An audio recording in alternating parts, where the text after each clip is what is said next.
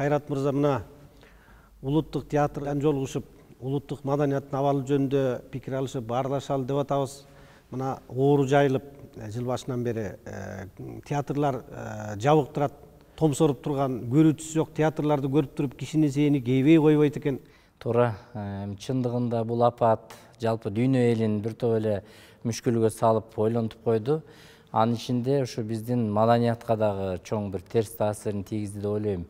Ушу элдин алдында жүргөн, элдин сынында жүргөн, жалпы элден энергия алган искусство адамдары үчүн деле оор жыл болду. Муну мойнубузга алышыбыз керек.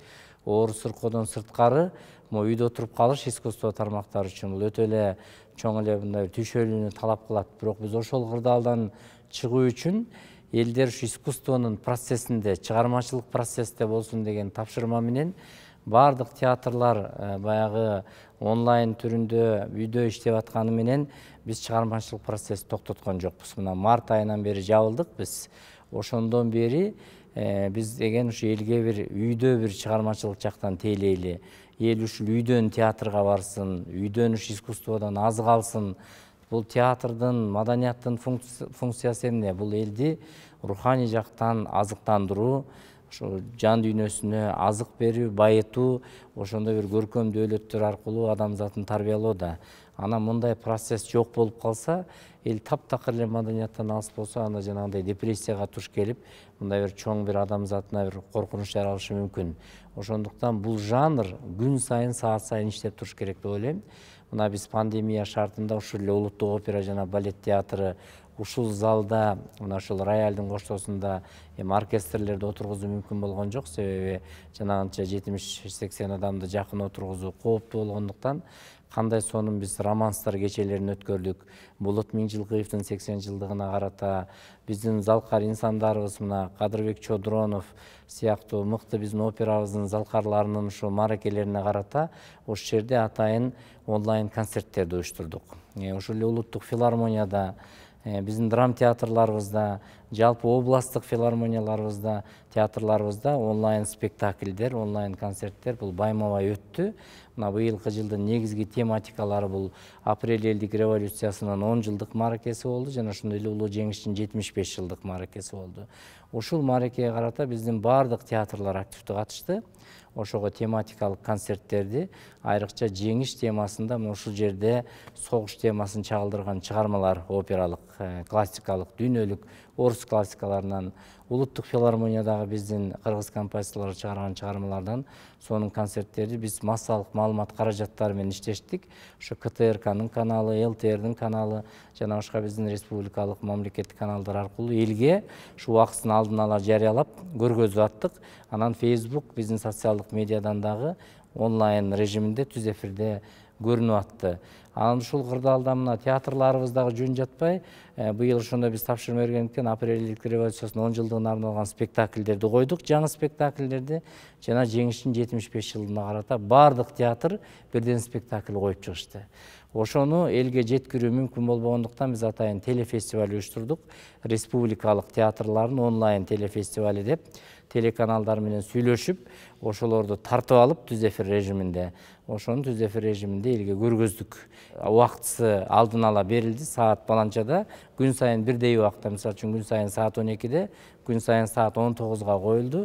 Ошол убакытта биз жеңиш темасында атайын фестиваль өткөрүп, кадимкидей калыстар көрүп, талкуулар болуп, жыйынтыгын чыгарып аттык да. Ошондой биз маалымат каражаттарына ыраазычылык билдиргибиз келет. Себеби ал убакта элдин бирден бир маалымат алгандагы, руханий азык алгандагы социалдык медиа менен маалымат каражаттары болду. Ошондо биз бардык театрлардын, ушул эле театрлардын балеттик спектакльдерин, опералык спектакльдерин ошо экран аркылуу эл көрүп турсун, жок дегенде ошо экран аркылуу жетип турсун деген ниетте ушул жагынан биз тейлеп аттык. Театр турмушунда дагы мына ушундай онлайн театр, онлайн спектакль, онлайн гастроль, онлайн фестиваль деген түшүнүктөр ушинтип аралап кирди. Эми мына глобализациянын мындай ыркыраган шамалы улуттук баягы нарк дөөлөттүн өзөктөрүн ушундай жапырып атканда, массалык маданияттын үстөмдүгү аябай күчөп турганда, мына мынакей онлайн платформада иштөө жалпы эле улуттук маданият үчүн ого өтөр мындай кыйын болбойбу? Кыйын болот, себеби дегенде искусствонун адамдары бул көрүүчүдөн энергия алат. Бул жандуу организм да. ошол жерде залда мисалы үчүн бир кезде Саякбай Каралаевдер эле радиого студияга киргизип манас айтканда айта албай койгон экен. Мен эл жок кантип айтам депчи. Ансыңарындай буга биздин искусствонун адамдарчына дегенде бир топ эле мындай бир четтөө пайда болду. Биз эл жок кандай концерт беребиз, мындай бош залга кандай концерт беребиз деген өңүт менен анан биз өзүбүз кыялыбыз учкул да, кыялдуу эл болобуз өзүбүз. Могу камеранын артында миллиондогон эл турганын элестетип алып ырдайбыз деп ошондой багыт менен көңүлдү көтөрүп алып ошондой иш-чараларды өткөрдүк. Эми бул айла жоктун иши экен. Эми онлайн деген ушул кырдаалдан чыгуунун эле бир жолу болду. Себеби эл жандуу көрө албаса да жок дегенде экран аркылуу, ошол медиа аркылуу көрсүн, ошол тармакта чыгармачыл адамдар менен жолуксун эфир аркылуу деген шарт түзүп берүүнүн бир жолу болду. Албетте бул театрдын өзүнүн функциясы бар. Ал өзү эл ошондой театрга келип, актёрду, артистти, ырчыны жандуу көрүш керек. Анын жандуу образынан, жандуу энергиясынан энергия алыш керек. Анын көз карашы, көзү, бүткүл турган турпатынын энергетикасы адамдарга берилип турат да. Ошол кандай берилип ырдап атат, ырды кандай жеткирип атат, ролду кандай ойноп атат. Ошонун баардыгы бул ошон үчүн көрүүчү энергия алыш үчүн келет. Ал сөзсүз бул жагынан ажырым болгону менен, бирок биз жанагындай процессти токтотпойлу дедик да. Мына быйылкы жылы бизде бир топ өзүбүздүн даталуу күндөрүбүздү эске алдык. Мына салттуу музыканын күнү дегенибиз бар эле.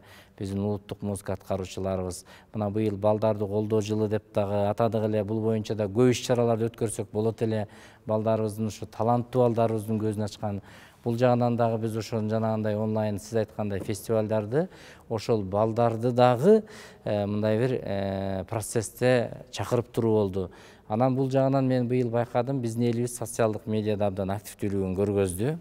Бизди кенедей баладан улгайган адамдарыбызга чейин бул социалдык медиада бар экен, активдүүлүгүн көргөзөт экен. Ошол жерде жазган көрүүчүлөрдүн санын эске алганда, жанагындай биздин социалдык атайын интернет булактар болуп атат, жана YouTube сыяктуу, ошол жактан көргөндөрдүн санын караганда дагы кызыгуучулар, көрүүчүлөр бар.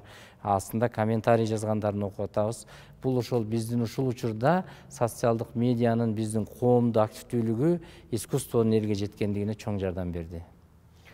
Мына аныс деле соңку жылдары мындай жандуу спектакльдер коюлган театрларга эл мындай жакшы барбай калды деп айтып жүрбөйбүзбү? Анан кийин ошого байланыштуу дагы мындай ар кандай пикирлер көп айтылып жүрөт. Ошонун ичинде мына Станиславскийдин теориясы менен иштеп аткан баягы академиялык театрларга элдин кызыгуусу начарлаган жөнүндө ошол эле убакта кыргыздын баягы салттуу театр болгон манасчылардын, төкмө акындардын жанагындай концерттерине баягы элдин кызыгуусу ого өтөр жогорулап атканы байкалат да. Эми Кубат агай мындай да, биздин элибиз алмустактан өнөрдү аздектеген эл. Ошо өнөрү менен эл болгонбуз, өнөрүбүз менен улуттук көркөм дөөлөттөрүбүз менен улут катары сакталганбыз. Биз дүйнөнү таң калтырган архитектуралык эстелик кура албаганыбыз менен дүйнөнү таң калтыра алган руханий эстеликтерди курдук. Ошону менен улут катары ар намысыбызды жоготпой ушул күнгө жеттик да. Ошо элибиздин алмустактан ошондой бир актёрдун театры Кыргызда болгон деп келебиз. Ушул эле манасчылык, ушул эле акындык, дастанчылык, санатчылык өнөрүбүз ошол бир актёрдун театрын түзүп турбайбы? Ошо таң атканча таалыбай манас уккандыгы, таң атканча таалыбай дастан айтыш уккандыгы бул биздин каныбызда бар. Бул кыргыздын каны жанынан бүткөн нерсе. Канча кылым өтсө деле ошол урпактардын каны менен ал жанын аралашып руханий дүйнөгө өзүн тартып турат экен. Бир кезде айтыш деле жок болгон. Мына кеңеш өкмөт учурунда саналуу гана төкмө акындарыбыз калган. Биздин Алымкул Осмонкул алык аталарыбыздан кийинки мезгилде 4 акыныбыз, 5 акыныбыз эле бар эмес беле? Токтосун Тыныбек, Вестебес агай, Тууганбай Ашырал агай, акыркысы барып Замирбек агай менен. Андан кийин бул мектеп бүтөт деп турганда мына 92-жылы биринчи айтыш чыкканда кандай жанданды, кандай эл арасынан мыкты акындар өсүп чыкты. Алардын таасири менен дагы кийинки муун өсүп чыкты. Бул оргуган булактай болуп чыга берет экен. Манасчылык деле ошондой. Бир кезде саналуу болуп эле Шууркаш агайлардын учурунда бирин-экин гана манасчыны айта алсак, азыр мына Кудайдын кулагы сүйүнсүн, элдин арасынан ошо манастын руху менен Кудай Таалам туубаса касиет берип койгон манасчыларыбыз өсүп атат. Бул кыргыз болгону кан жанынан бүткөн нерсе, буга болгон кызыгуу менимче жоголбойт деп ойлойм. Бул тура берген нерсе, жанагындай улуттук биздин өзөккө жанагындай элдин суусап келип аткандыгы ошондон. Ал эми бул профессионалдык театр искусствосу бизге 20-жылымда келди. Ал дагы ошондой биздин улуттук жомокторубуз, улуттук уламыштарыбыз негизинде биздин өзүнүн улуттук драматургиябыз пайда болду. Дүйнөлүк классикалардын кыргыз театрына келип кошулушу болду. Бул театр эмне үчүн пайда болгон? Театр дүйнөдө коом бузулуп, адамзаттын ичиндеги адеп акылап бузулганда өзүн ошол сахнадан көрүп таанысын деген күзгү катарында көргөзүлүп, антикалык театрды айтабызбы, грек театрын айтабызбы, мына Англиянын театрларын айтабызбы, ошонун баардыгы ошондой коомго өзүнүн таасирин тийгизүү аркылуу келген да. Анан советтик идеологиядагы бул театр элге тарбиялык идеологиянын бир куралы катарында театрды биздин айылдарыбызга чейин жеткирди. Айылдарыбызга чейин маданият үйлөрү курулду.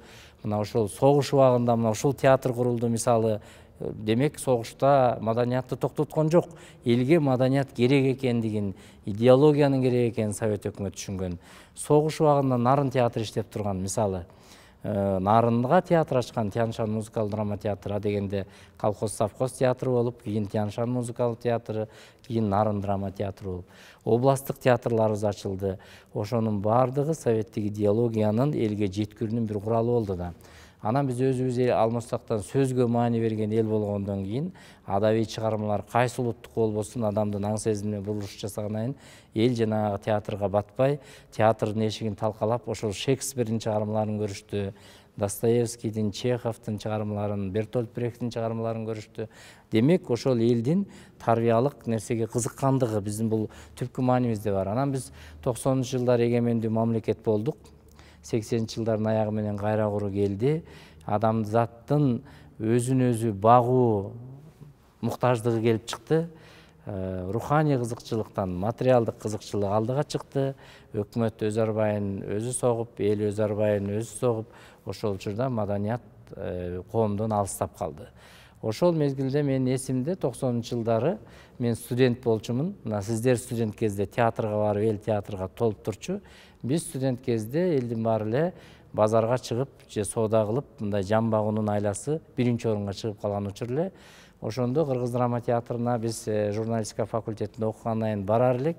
Сахнада 50-60 киши аткарган спектакльдер жүрчү эле. Айкөл Манас, Манастын Семетей, Сейтек сыяктуу чоң-чоң драмалар ошол убакта коюлчу да.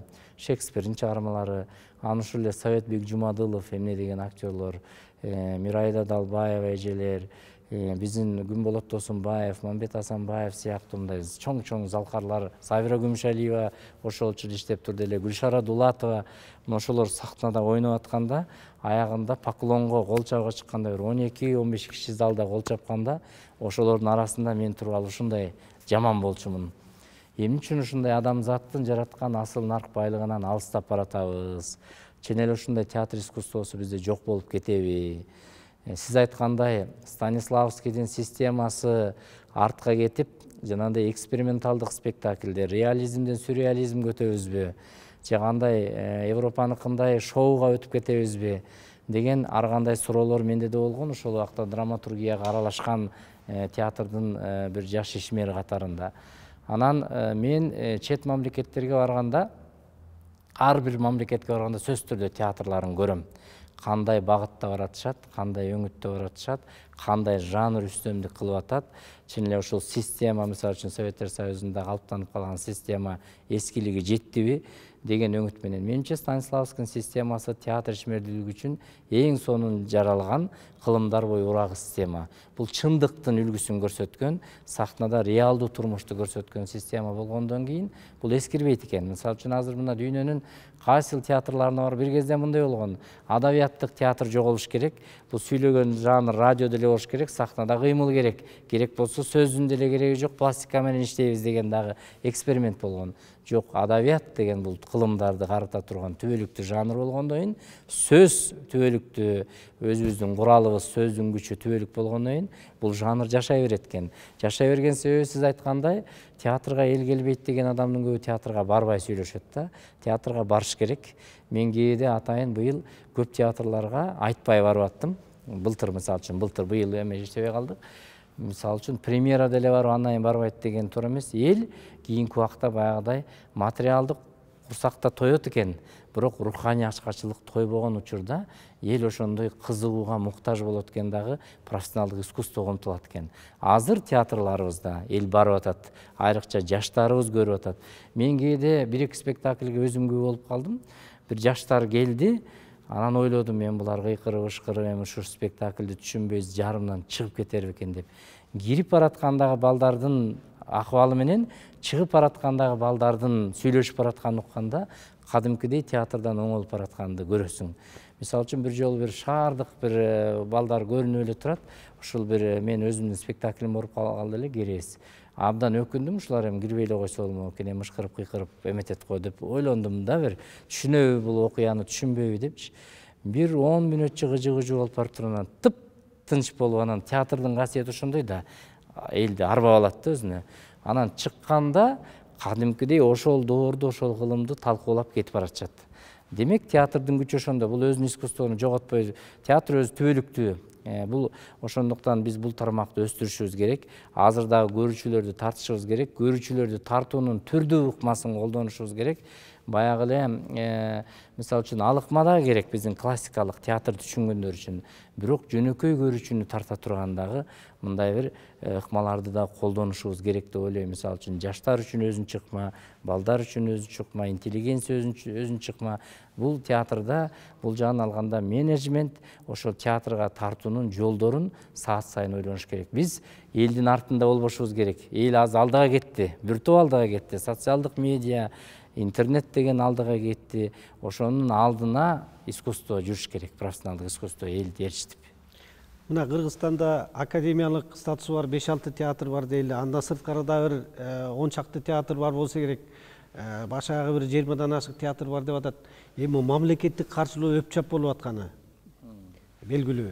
Ушундай шартта театр өнөрүн дагы баягы рыноктун шартына ыңгайлаштыруу жөнүндө канча жылдан бери сөз болуп келатат. Театр өнөрүн, театрларды ушундай рынок шартында өнүктүрүүнүн өзүнчө бир мындай стратегиясы жөнүндө сөз барбы? Бар. Бизде бүгүнкү күндө мамлекет тарабынан каржыланган 22 театр оюн зоок мекемеси бар. Ошонун ичинде 15 драмалык театрыбыз бар, 3 филармониябыз бар, 1 опера балет театры, 1 цирк, анан 2 курчак театрыбыз бар да. Анан драмалык театрларыбыздын академиялык статуска ээ болгон театрыбыз бүгүнкү күндө 3 эле театрыбыз бар. Кыргыз улуттук академиялык театры, Оштогу өзбек театры, анан Нарын театры. Улуттук статуска ээ болгон 2 драмалык театр, Ош театры, анан биздин Кыргыз улуттук академиялык драма театры, опера балет театрыбыздан бирөө улуттук, филармониядан бирөө улуттук. Анан бул театрлар чындыгын айтканда ар биринин орду бар деп ойлойм. Мисалы үчүн драмалык театрлар 7 областта жетөөнүн тургандыгы бул мыйзам ченемдүү. Андан сырткары биз көп улуттуу мамлекет болгондон кийин орус драма театрынын, өзбек драма театрынын иштегени дагы мыйзам ченемдүү. Анан Бишкектин дагы калкынын саны жана анча көп болгондон кийин Бишкекте дагы 4-5 театрдын турганы бул көрүүчүлөргө тандоого мүмкүнчүлүк түзүп берет. Кеп аларды иштетүүдө да. Биздин театрлардын менеджментине биз былтырдан бери деле ушундай маселе коюп атабыз. Театрдын менеджменти театрга көрүүчүнү тартуу үчүн жана театрды мындан ары багуу үчүн менеджменттик жол менен иштешибиз керек. Азыр дүйнөнүн көптөгөн театрлары 1-2 жыл мурун келишимдерди түзүп, фестивалдарга катышып, өзүнүн продукциясын сатышып, гастролдорду уюштуруп атат. Биздин айрым театрларыбыз бар. Өзүнүн жылдык эсеби менен мамлекетке киреше таап аткан театрларыбыз бар. Ошо билет сатып эле элдин көп киргени менен.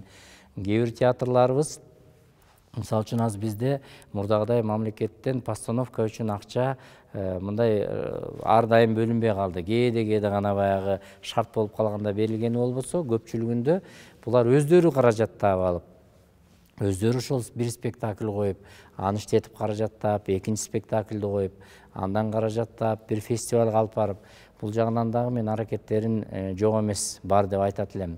Бирок ошондой эле сиз айткан суроонун дагы чындыгы бар. Биз азыр рыноктун шартында жашап аткандан кийин мындай акча чаба турган театрларды дагы, акча таба турган мындай бир тармактарды дагы өстүрүшүбүз керек. Бул жагынан бизде мисалы үчүн эксперимент болду. Мисалы ушу эгемендүү жылдарда ошондой өзүнүн театрын иштетип көбөйтүү жагынан эки чоң залкар талантыбыз үлгү көрсөттү. Биринчиси ушу Жамал Сейдахматова жеке менчик Туңгуш театрын ачты. Туңгуш театр убагында бир топ бийиктиктерге жетип, чоң фестивалдарга катышып, өздөрү багуунун үлгүсүн көрсөтө алды.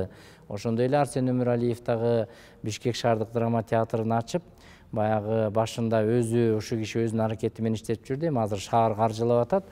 Бирок бул киши дагы ошондой эксперимент жасап, театр өзүнүн продукциясын чет элге сатуунун Францияга чейин барып келишти. Туңгуч Колумбияга барды, Египетке барды, Германияга барды. Демек бул театрдын мүмкүнчүлүгү энен да чыныгы профессионалдык искусствону кайсы эл болбосун сатып алып көрүүгө даяр. Мисалы үчүн ушул эле биздин канчалаган фольклордук музыкабыз, салттуу музыкабыз, концерттерибиз дүйнөнү кыдырып, өздөрүн актаган учурлары да бар. Ошол жагынан алганда биз бул жагынан ошондой үлгү болорлук бир театр ачсакпы деген былтыр мурдагы министр Азамат Капарович экөөбүз бир акылдаштык эле. Ушундай бир жалаң бир жаштардан турган, бүгүнкү күндүн элин кызыктыра турган бир жеке менчик театр ачып иштетип, калган театрларга мындай бир сабак катары көрбөйлүбү? Стимул болсун. Мына моминтип жашаса болот экен. Ошону көрүп, балким кээ бир театрлар жанагындай хозрасчеттук, өзүн багуу деген менен чыкса, балким театрлардын айлыгы андан көбөйүп кетет беле деген. Эми биз эң аз айлыкта жашайбыз, чынын айтканда. Театр ишмерлеринин профессионалдык искусствонун абалы оор. Бул быйыл эле чыккан маселе эмес, бул канча 30 жылдап бизге жыйылып калган маселе. Эң төмөнкү айлыкты искусствонун адамдар алышат. Шарттары дагы, жашоо шарттары дагы кыйын. Булар элге окшоп мындай тамадалык кылып, же мындай тойлордо да иштебейт, профессионалдык искусстводо иштеген адамдар. Булар күндүр түндүр эмгеги ушу сахнада өтөт. Карап отуруп ушуларга мен ыраазы болуп кээде ыйлагың да келет. Ушунчалык аз айлык менен адамды суктанарлык чоң бир байлык жаратып аткандарын көргөндө, чоң бир ийгилик жаратып аткандарын көргөндө, чоң эл аралык фестивалда Кыргызстан үчүн аброй алып келип атканын көргөндө бетинен өпкүң келет да. Себеби бул чыны гана фанаттардын жумушу деп ойлойм. Бирок ошону менен бирге биз азыр мисалы үчүн калыптануу доорунда баратпайбызбы? Дүйнөлүк агым дагы мына бизди аралап, дүйнөлүк агым да каяка баратканын көрүп отурабыз. Бул жагынан дагы биз реформа жасап, кайсы бир деңгээлде жанагындай бир өзүн багуучу тармакка дагы элди тарбиялоонун үлгүсүн башташыбыз керек деп ойлойм. Кыргызстандагы музейлердеги негизги фондулар санариптешип, YouTube'га жүктөлүп, көрүүчүлөргө тартууланып атат, бирок ошол жака дагы кирип көргөндөр аябай аз болуп аттыр деп Маданият министринин өзү кейип сүйлөп атканын угуп калдым. Ага кошултасы булар улуттук негизги музей жабык турат. Жалпы эле мындай элге жакпагандагы, анан элге да түшүнүксүз иш болуп атат да. Туура, бул эми музей деген маданиятты таанытуунун, биздин басып өткөн тарыхыбызды таанытуунун, жалпы эле ушул биздин искусство таануу тармагында Кыргызстан эле эмес, чет жерге таанытуунун милдетин аткарып келе жатат да, ошон үчүн уюшулуп атат.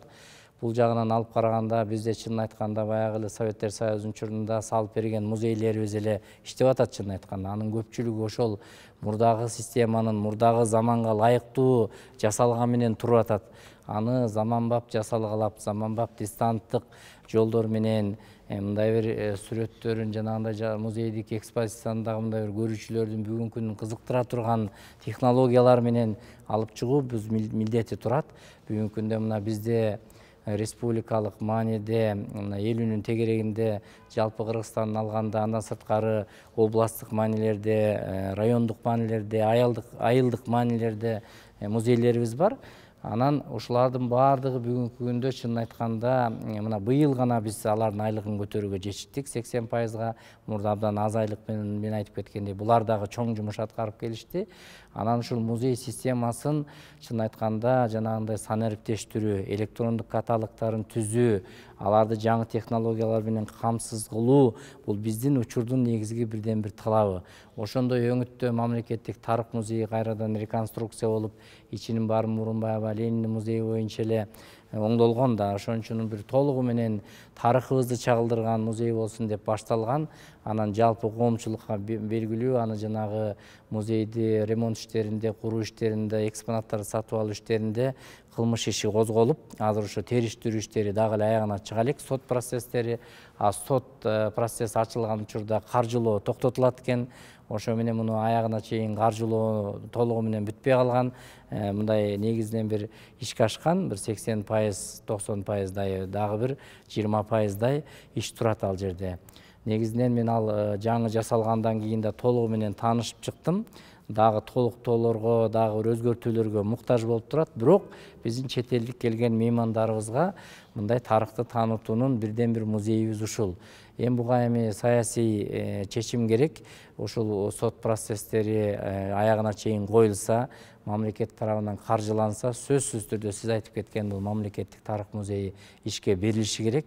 Себеби дегенде эки жактан эл келгенде да көргүзө турган музейлерибиз саналуу болуп атпайбы? Ушул эле мына Гапаратиев атында көркөм сүрөт музейи, эмне деген баалуу экспонаттар, эмне деген дүйнөлүк атагы бар сүрөттөр убагында ушул музейге тандалып келинген. Мына биздин легендарлуу министр Гүлипа Кондучалованын аракети менен ошол музейди алгачкылардан мыкты деңгээлге жеткирген музейдин мыкты директору Гүлжака Усубалиеванын аракети менен мыкты дүйнөлүк атагы бар сүрөтчүлөрдүн сүрөтү ушул жерге алынып келинген. Бул биз үчүн чоң байлык. Бул дагы чоң ремонтко муктаж болуп турат. Мына мурунку президент өзү барып көрүп, абдан музейдин иши менен таанышып, толугу менен ремонт кылууга муктаж экен деп каражат бөлүнүп аткан. Анан мына быйыл пандемия болуп дагы токтоп калды. Эми дагы жаңы биздин өкмөтүбүз, жаңы бийлик дагы бул жагынан көңүл бөлсө, бул дагы ошо мамлекеттик тарых музейиндей эле мааниси бар. Чоң биздин өзүнүн искусствону көрсөтө турган музей. Андан сырткары мына быйыл биз дагы мына былтыр Ош шаары түрк дүйнөсүнүн маданият борбору болду. Дүйнөнүн дагы бир таасирленген музейлердин бири Сулайман Тоо комплексибиз турат, Таласта Манас Ордобуз турат.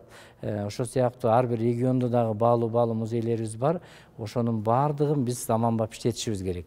Анан эми пандемия учурунда элдин баягы музейге кирүүгө мүмкүнчүлүгү болбой калган учурда жанагындай YouTube'га коюшту, биздин социалдык медиа коюшту. Бирок музейди өз көзү менен көргөн менен баягы социалдык медиа аркылуу же маалымат каражаты аркылуу көрүүнүн айырмасы болот экен.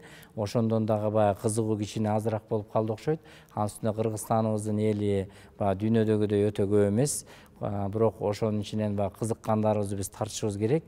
Музейлерди ачуу үчүн жанагындай заманбап технологиялар менен дагы музейлерди ачышыбыз керек деп ойлойм. Мен негизи өзүмдүн кыялым да бар да, ушул биздин өзүбүздүн маданият музейибиз эми үчүн ачылбайт, искусство музейибиз. Кыргыздын эмне деген улуттук аспаптарыбыз бар, эмне деген Манас баштаган көркөм дөөлөттөрүбүз бар, кол өнөрчүлүгүбүз бар, устачылыгыбыз бар, маданиятыбыздын мындай кыйры чексиз да. Байыркы доордон бери келе жаткан биздин эмне деген улуттук көркөм наркыбызды байыта турган бир музей ачсак эми үчүн болбосун. Мисалы үчүн түркмөндөр килем музейин ачты го. Кайсы бир жерлерге барсаң этнографиялык музейлерин көрүп алып таң каласың. Биздин этнографиябыз кандай бай. Ошондой бир анан биздин архитектураларыбыз деле баягы советтик стандартта жанагындай 4 бурчтук моундай эме менен зданиянын имараттын эмеси менен проектиси менен курулган да көпчүлүгү элечи. Эми үчүн мындай улуттук өзүбүздүн стилибизде, мисалы үчүн ушул эле боз үйдүн стилинде, ушул эле комуздун стилинде дейбизби, мындай улуттук колориттеги архитектуралык эмелерди курганга болбосун. Ушундай бир нерселерибиз курулса, бул музей киреше таба турган тармак. Мисалы үчүн дүйнөдө канчалаган туристтер ошол музейди көрүш үчүн барат. Биздин кол өнөрчүлүккө, биздин улуттук маданиятыбызга кызыккан элдер өтө көп. Мына былтыр биз чуркап жүрүп дүйнөлүк кол өнөрчүлөрдүн уюму бар. Ошол уюм менен сүйлөшүп, быйыл ал уюм менен биз атайын ошол комиссиясы келип көрөт экен, биздин кол өнөрчүлөргө кызыккан. Ар бир өрөөндө, мисалы үчүн Кытай форфор жасоонун мектеби, мекени, дагы бир жер ушундай бирдеме килем токуунун мекени деген сыяктуу статус берет экен. Бул атайын китепке кирип, анан дүйнөлүк туристтер ошону кызыгып келип көрөт экен. Биз эки нерсебизди каттатып алдык быйыл. Ысык көл боз үй жасоонун мекени, Ысык көл областы, Нарын кийиз жасоонун мекени болуп. нарында жана шырдак жасоо, алагиз жасоо жагынан эмне деген шумдуу кыздарыбыз дүйнөгө чыгып атпайбы? Ошондой мекен кылдык. Ошондо келип кызыккан комиссиянын мүчөлөрүнүн Британиядан келишти, Ирандан келишти, дүйнөнүн көптөгөн өлкөлөрүнөн келишти. Абдан кызыгып атышат. Мына ушул көчмөндөр оюнунда ошондой улуттук наркыбызга кызыгып келип атпайбы? Ошон үчүн сиз айтып кеткен музей системасынын өнүгүшүнө ушул жактары дагы бир колго алып калсак сонун болот эле. Улуттук маданияттын, улуттук нарықтуу өлөттүн эң чоң казынасы болгон Манас эпосун пропагандалоо жөнүндөгү маселеге токтоло кетсек. Манастын 1000 жылдыгы белгиленген 1995 жылдан бери эл аралык деңгээлде жалпы эле өлкөнүн ичинде деле бир топ орчундуу иштер жасалды. Манас жана Айтматов академиясы түзүлдү. ЮНЕСКОнун атайын бир тизмесине кирди дегендей чет өлкөдө өзүнчө бир спектакльдер коюлуп атат. Манас эпосу боюнча китептер чыгып атат. Бирок ушу элди көптөн күткөн тилеги ушул Манас эпосу качан экрандашат деген маселе да. Кыргыздын киносунун корифейлери Болотбек Шамшиев менен Төлөм Шокеев дагы ушул Манасты жок дегенде бир чекесин бир тартып калсак деген тилектерине айтып жүрүп өтүп кетишти. Азыр болсо кыргыз киносу кийинки жылдары мындай рынок ыңгайлашып, мындай дүркүрөп өзүнчө бир жаңы жолдо өнүгүп баратканы байкалат. Эми ушу бекеринен Манас кыргыз рухунун туу чокусу деп айткан эмеспиз. Бул Чыңгыз Айтматов абдан бир чоң баасын берген. Бул Манас биздин руханий туу чокубуз, улуттук энциклопедиябыз, кылымдар бою карманып келген идеологиябыз. Ушул Манас менен биз оозанып, Манас менен тарбияланып, Манас менен намыс арыбыз күчөп, Манас менен улуттук аң сезимибиз ойгонуп келген да. Бул өтө чоң бизге турмуштук дагы, жашоодогу, илимий дагы, адабий дагы бизге руханий дагы байлык казынабыз ушу баардыгы Манаста жатпайбы? Аны казып биз чет оюп түгөт элекпиз. Манастын тилин аягына чейин изилдей элекпиз. Манастын өзөгүн толугу менен, мисалы үчүн бизде канчалаган варианттар чыгып атат, анын ичинен чаташып кеткен учурларыбыз болуп атат. Ошонун баардыгын талдап, изилдеп, мурда баягы советтик системанын дагы үстөмдүгү болуп келди да, биздин мына ушул мурдагы Манас таануучуларыбыз ушу Болот Юнусалиевден бери карай эмне деген залкар окумуштууларыбыз ушул эле Ташынбай Жиев, Кусейин Карасаев, Касым Тыныстановдор баштаган демилге канча жылдар уланып келди. Ошолор демилге кылып Манас эпосунун 1000 жылдыгын өткөрөбүз деген улуу идея акыры жүрүп биз эгемендүү болгондо ишке ашты. Ушул Манастын академиялык басылыштары мына эгемендүү болгондо азыр түп нускалары чыгып атат. Бул жагынан алганда Манас биздин маданият тармагынын бирден бир иш алып бара турган багыты. Бул жагынан биз ушу Манас эпосунун ушу кайрадан ушул багытта иш алып баруу боюнча атайын 10 жылдык программа иштеп чыкканбыз. Былтыр иштеп чыгып, быйыл өкмөттүн кароосуна киргизип атканбыз. Анан ортодон жалпы маданияттын программасын иштеп чыкпайлыбы, стратегиясын деген ой болуп калып, ошо менен Манасты ошонун ичине киргизебизби же өзүнчө карайбызбы деген өкмөттөгү талкуу менен анан быйыл пандемияда болуп калды, өкмөттөрүбүз дагы улам алмашып кетти. Анан ошондон баягы токтоп турат, бирок программа даяр турат. Ошол программада биз ушул багыттарга басым жасаганбыз. Манас бул китеп эле эмес, Манас деген аны аткаруучулук, манасчыларга болгон камкордук, Манас эпосунун мыйзамынын иштеши, Манас эпосунун жайылтылышы, анын дүйнөлүк тилдерге которулушу, салттуу Манастын, биздин Сагынбай Саякбайдан калган салттуу Манасыбыздын идеяларын жайылтуу, ошонун алкагында сиз айткандай анимациялык фильмдерди тартуу, көркөм фильмдерди тартуу, спектакль, драмалык чыгармаларды коюу, тиги опералык чыгармаларды коюу, жана ошондой эле көркөм сүрөт, архитектура, муну баардык жанрга пайдалансак болот да. Мисалы үчүн бир кезде тартып кеткен Герцендин сүрөттөрүн, Жомарт Кыдыралиевдин сүрөттөрүн бүгүн кандай пайдаланып атабыз? Бүт жерге пайдаланылып да бүттү. Жаңыча сүрөттөр дагы керек эле бүгүнкү күндүн көз карашында. Жаңыча архитектуралык мына Тургунбай Садыков агайыбыздын коюп кеткен скульптуралык эстеликтери турат. Мына биздин филармониябыздын алдында. Андан сырткары мына жаңы биздин кийинки скульпторлорубуз Борбордук Алатоо аянтына жасашты. Ошондой бир биздин жаңы дагы ушундай Манас темасында искусствонун баардык тармагында кайрылсак болот. Атайын ушул Манастын ичиндеги канча каармандар, канча окуялар бар, эмне үчүн көркөм сүрөтчүлөрүбүз менен мындай сүрөт өзүнчө бир залын ачканга болбосун ушул жагын алып караганда биз ушул программага киргиздик эле. Мына азыр биздин театрларыбызда деле Манас темасы бир кезде 3 илтик байма-бай жүрчү эле Айкөл Манас, Манас Улуу Семетей, Сейтек Жалисадыковдун драмасы. Бул кандай ошол убактагы театрды титиреткен. Манастын Улуу Семетей коюлганда жөн эле сахна титиреген, муну моюнга алышыбыз керек. Эмне деген укмуш Бобек Ибраев, Жалил Абдыкадыровдор коюшуп, ошол эң биринчи премьера өткөн учур 82-жыл. Кандай шумдук болгон. Бул спектакль менен Казакстанга барганда Казакстан Компартиясынын борбордук комитетинин биринчи катчысы Динмухаммед Кунаев бул чыгарма кыргыз элинин кемини турбайбы деп айткан. Мына Москвага барганда дагы москвалык көрүүчүлөр ошондо Жалил Садыков ушул убакка чейин айтчу, Мустай Карим сахнага чыгып, мен мындай толкунданган эмесмин деп ошол Манастын касиетине, ошо спектаклдин деңгээлине баа берген да. Демек бул сахнада улам жаңыланып жүрүш керек. Азыр биздин бир жакшы оюбуз бар. Мына азыр бизде сахнадагы жасалган мурдагы декорация эмес, LED экрандар чыкты. Анын жаңы саналиптешкен сонун ыкмалары чыгып атат. 3Т, 4Т деген сыяктуу. Андан сырткары ошолордун ичинен мындай бир ошондой бир жаңы технологиялар менен каармандарды ошолорго аралаштырып көрүүчүнү тартуу жолдору чыгып атат. Биз ушундай жол менен Манастын Улуу Семетейди бир сахнага алып чыксакпы деген бир оюбуз бар. Андан сырткары ушул эле театрдын сахнасында мына ушул Айчүрөк кайрадан коюлганда бир топ сын пикир айтылып атат костюмдарына, кийимдерине. Аны дагы көркөм кеңеш менен бир аягына чыгып бир кайрадан бир иштеп чыгалы деген оюбуз бар. Анан бир кезде ошо Влас Малдыбаев Фере 1946-жылы жазган экен.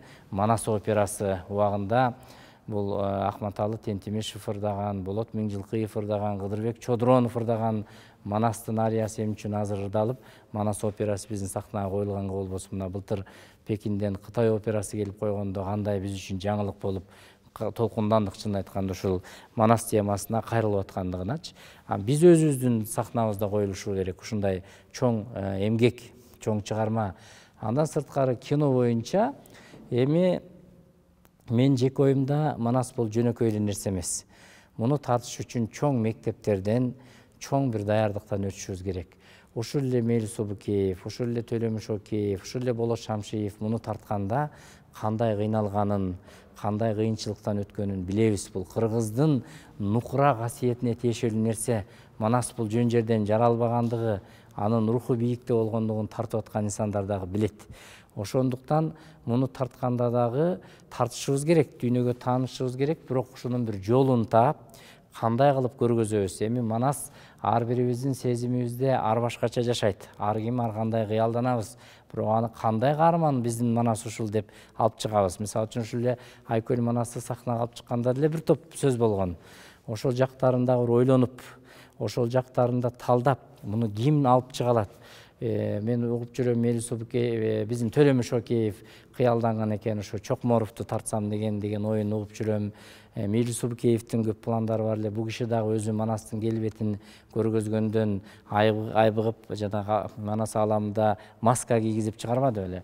Ошол жактарындагы бир коомчулук менен талкуулап, эл менен кеңешип, манасчылар менен кеңешип, экрандаштырсак, бул дагы менче Манасты таанытуунун, Манасты жеткирүүнүн бир жолу болот эле. Манастын өзүндө эле анын өзүн, мисалы үчүн анын Семетейи бар, Сейтек бар, андан бөлөк канча бизге таасирдүү окуялар бар.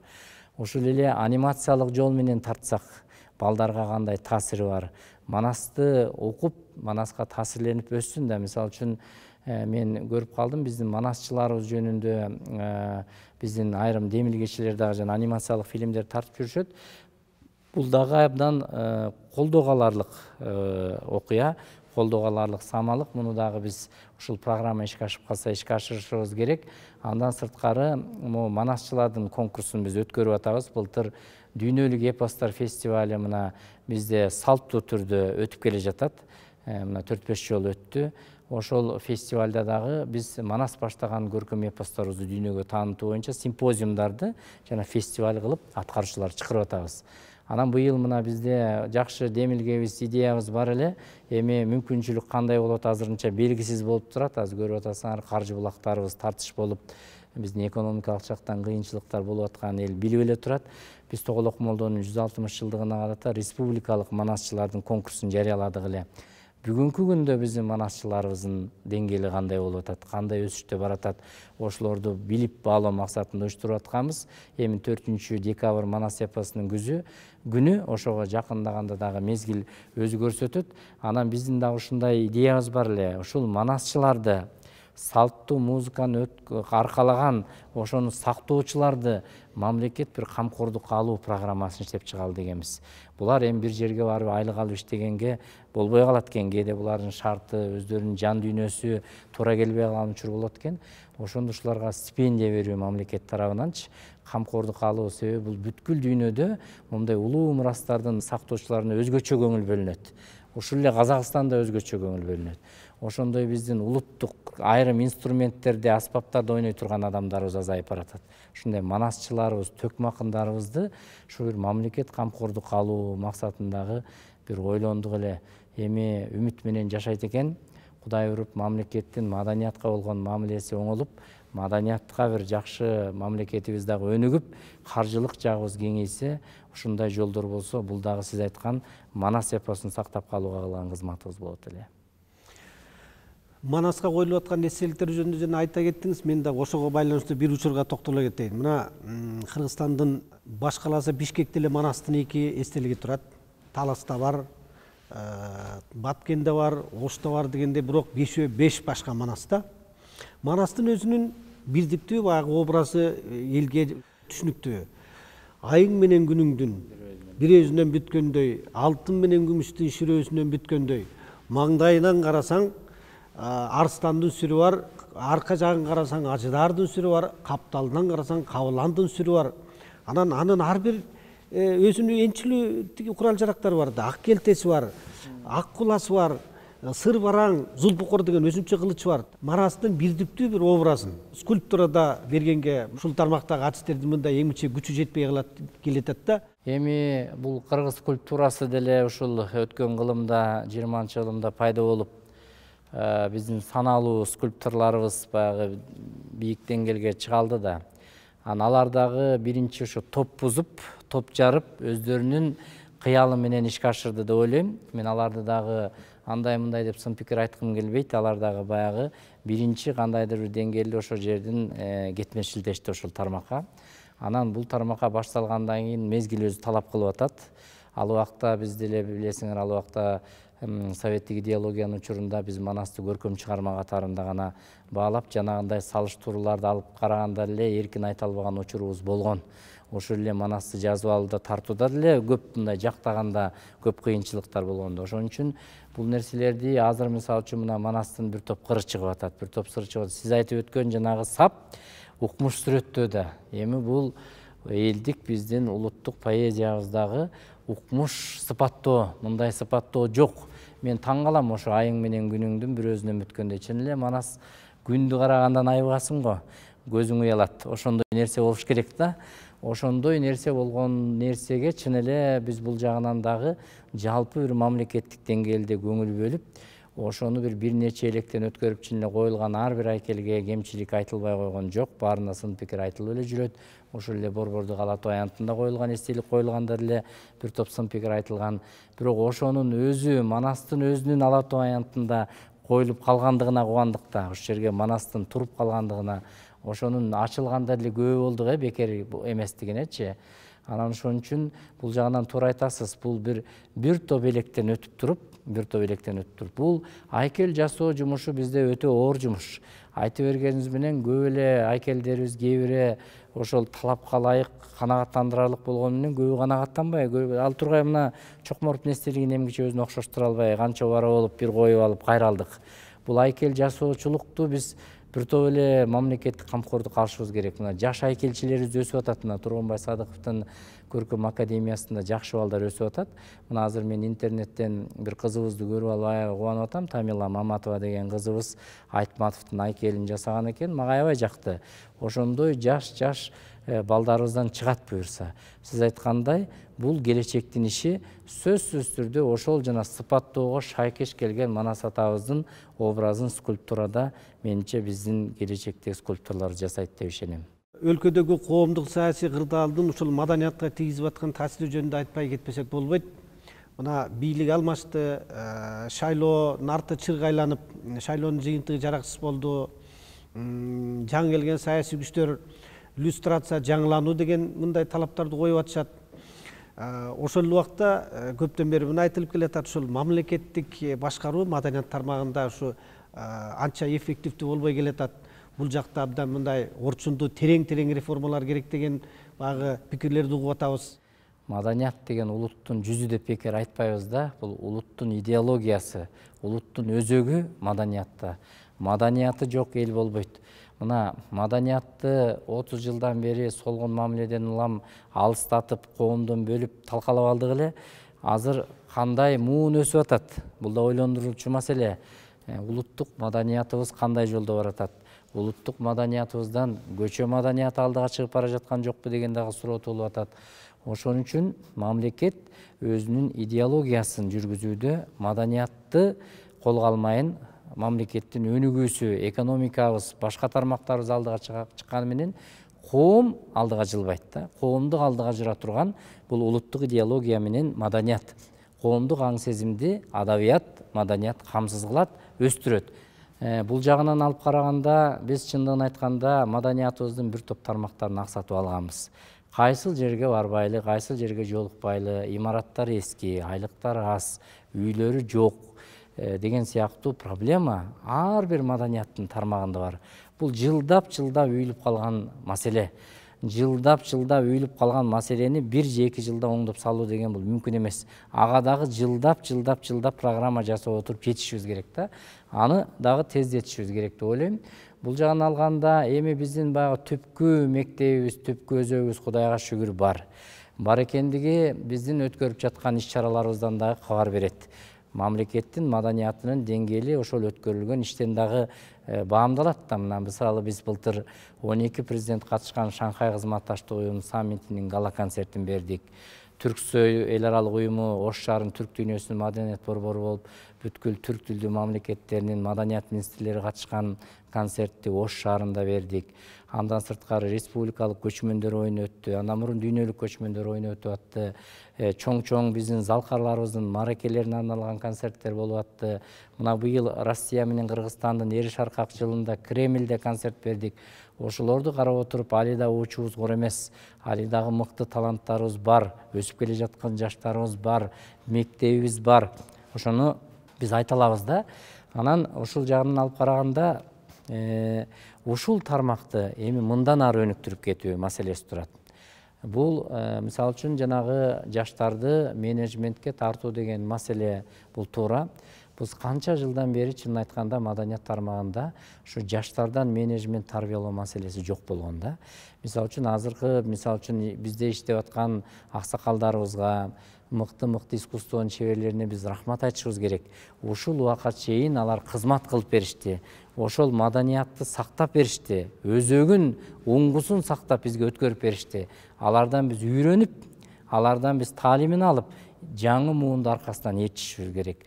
Мыкты менеджер жетекчилерибиздин аркасынан мыкты жаштарды коюп, алардын жолун көргөзүш керек. Маданият бир көчөдөн келип эле башкара калчу тармак эмес. Ал жерди башкарыш өтө оор. Искусствонун кишилери бул завод фабрикада эмес. Анын ар биринин мен деген сезими, ар биринин ачык айтайын деген ою бар.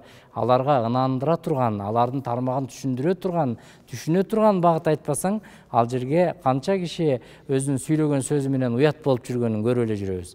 Ошон үчүн бул тармакка мындай бир өтө кылдаттуулук менен, бирок жанагындай жаштардын менеджментин тарбиялоо, жаштардын кадрларын тарбиялоо, аларды окутуу, билим берүү деген сыяктуу ошол жагына дагы көңүл бөлүшүбүз керек. Ошон үчүн биз Бул маданиятты өнүктүргөндө биздин өкмөттүн бизге бөлүп берген каражаты, албетте ал жыл сайын андай каражат бөлүнүп отурса биз эчтеке кыла албайбыз. Ал жана күнүмдүк иш-чаралар менен эле күнүмдүк мындай бир катардагы ремонт иштерине, катардагы мындай бир аларды камсыздоо иштерине эле кетпесе, мындай чоң реформа жасай турган каражат бөлүнгөн жок да. Реформанын баардыгы барып такалат каражат менен иштегенге.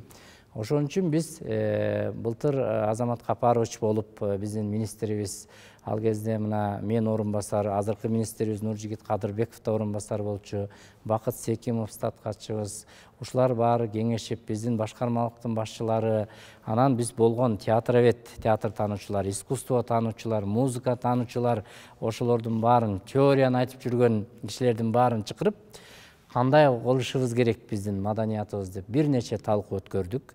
Театрлардын директорлору менен акылдаштык, искусствобуздун аксакалдары менен акылдаштык. Ошентип отуруп 11 багыттан турган маданиятты өнүктүрүүнүн стратегиясын ушул биздин жамаат жазганбыз. Ошондо мына ошо мурунку министрибиз башында туруп күнү түн иштеген учурлар болгон. Ошондо биз өкмөткө сунуштап, аны өкмөтүбүз дагы колдоп, ошону өкмөттүн талкуусуна алып чыгалы, маданиятка өзгөчө мамиле кылалы, атайын каражат караштыралы деген мурдагы өкмөт башчылардын убадасы болгон. Ошон үчүн биз аны талкууга алып чыгып атканбыз. Анда негизинен сиз ушул эле маегибизде айтылып кеткен театр искусствосуна реформа жасоо, кино искусствосуна, улуттук опера жана балет искусствосуна, улуттук музыка искусствобузга, улуттук мына биздин музей ишмердүүлүгүбүзгө мына азыр айтып кеттик, китепкана ишмердүүлүгү, мына китепканаларыбызды санариптештирүү деген маселе туруп атат. Жерлерде бүгүнкү заманга ылайыктуу китепканаларды ачуу маселелерибиз туруп атат. Китеп фондусун жаңылоо деген. Андан сырткары дүйнөлүк мааниде мына ЮНЕСКОнун каттоосуна өткөн 4 тарых эстелигибиз, республикалык мааниде 580 тарых эстелигибиз бар. Алар көпчүлүгү асман алдында Кудай эле колдоп турат. Анын баарын мындай бир атайын бир музейлештирип, үстүн жаптырып, мамлекеттик камкордук калтырып, азыр көпчүлүгү жергиликтүү бийликтин кароосунда. Аны түшүнүп карап атканы бар, түшүнбөй карабай атканы дагы бар. Ал боюнча дагы чоң реформаларыбыз бар. Мына Саймалуу таштарыбыз, бир топ тарых эстеликтерибиз, бир кезде мына Гүлүпа Конучалова эчебиз тарых эстеликтерди коргоо боюнча атайын коом түзгөн. 95-жылы ал коомду бузуп салган, жоюп салган. Азыр бизде бир эле адис ошону көзөмөлдөйт. Мына айтып кетейин, Маданият министрлигине кээде күнөө коюлуп атпайбы? Ал үчүн министрликтин да базасын чыңдаш керек. Азыр министрликте 45 эле адам иштейт. Канча тармак бар? Бизде 11 миңден ашуун айлык алып бизден иштеген кызматкерибиз бар. Алардын канча тармагы бар? Мисалы үчүн 22 театрды бир киши көзөмөлдөйт, 50 музейди бир киши көзөмөлдөйт деген сыяктуу. Алар боюнча алар мисалы үчүн стратегиялык пландарды иштеп чыгыш керек, атайын нормативдик укуктук документтерин иретке келтириш керек деген сыяктуу иштер бар да. Мына ошолордун баарын иретке келтирип алалы дегенбиз. Ошол биз айтып өткөн тармактардын баардыгы ушул улуттук стратегиябызда, мындайча айтканда маданият боюнча улуттук программабызга камтылган. Ушул эле улуттук салттуу музыкаларыбыз, улуттук манас эпосубуз башталган. Мына фестивалдардын ишмердүүлүгүн мисалы үчүн көпчүлүк маданият өнүккөн өлкөлөрдө маданияттан тажрыйба алмашуунун жолу бул фестивалдар, кароо сынактар. Ошолор боюнча да мындан ары кандай ишмердүүлүгүбүз болуш керек.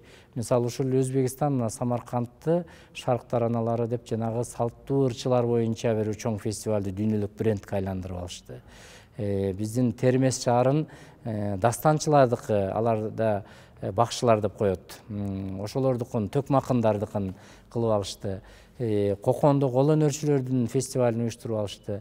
Ошо сыяктуу биз дагы эмне үчүн ушундай болбосун? Манастын мекени болгондон кийин улуттук музыканын фестивалдары ушул жакта өткөнгө, классикалык музыканын фестивалдары ушул жерге өткөнгө, биздин театр фестивалдары сыяктуу ошол жактардын баардыгы чыгып, биз баардык тармактарды ине жибине чейин камтыганга аракет кылганбыз. Буюрса эми жаңы өкмөт дагы ошол программаны угабыз деп турат. Аны эми жаңы министрибиз аны жакшылап тааныштырса, буюрса ошол программа кабыл алынып калса дагы биздин маданиятыбызга бир жакшы мамиле бурулуп, көңүл бурулуп, каражат бөлүнүп, ошол программанын алкагында дагы реформа жасап алабызбы деген тилекте турабыз. Кайрат мырза, мына маданият кызматкерлеринин өзүнүн кесиптик майрамы болгондон биз ошонун алдында ушул маданияттын бүгүнкү абалы жөнүндө сүйлөшүп атпайбызбы? Ошон үчүн маданият ишмерлерине өзүңүздүн бир куттуктооңузду жолдоп кетсеңиз. Албетте, мен кесиптештеримди, маданият ишмерлерин бул майрам менен чын дилден куттуктагым келет. Урматтуу мекендештерим, урматтуу маданият искусство ишмерлери, сиздер улуттун руху болгон өтө жооптуу тармакта, өтө сыймыктуу тармакта эмгегиңиздерди, өмүрүңүздөрдү ардап атасыздар. Ал эмгек, ал өмүрлөр тарыхта калат деп ишенем. Бүгүнкү маданият үчүн кылган эмгегибиздин мындан аркы жолу байсалдуу болсун. Ар бириңерге бекемдин соолук, чоң-чоң чыгармачылык ийгиликтерди каалайм. Ал мустактан келе жаткан кыргыз маданияты, биздин Карамолдо Ыбырай Чалагыз Атай Муса Мыскалдардан, Саякбай Сагынбайлардан узанган көркөм өнөрүбүз, көркөм дөөлөтүбүз, кечээ мына ушул куттуу сахнада эмгегин арнаган Бүбүсар эжебиз баш болгон Аблас аталарыбыз, Болот Миңжилкыев, Сүймөн Кулчокморов, Муратбек Рыскулов, Бакен Кыдыкеева, Даркүл Күйүкова, Эстебес Тууганбай Ашыралы аталарыбыз сыяктуу ар бирин санап отурса не деген залкар таланттарыбыз аркылуу бизге ушул муунга өткөрүлүп берилди. Эми ушул муунда ушундай залкарларыбызды жаратып, кийинки муунга эстафетаны татыктуу, мындайча айтканда өткөрүп берип дегендей, маданиятыбыздын жолу байсалдуу улансын, маданиятыбыздын атагын чыгарган ар бир маданият ишмерлерине ийгиликтер коштосун демекчимин. Рахмат Кайрат мырза, биз да сиздин каулоо тилектерге кошулабыз. Рахмат силерге да.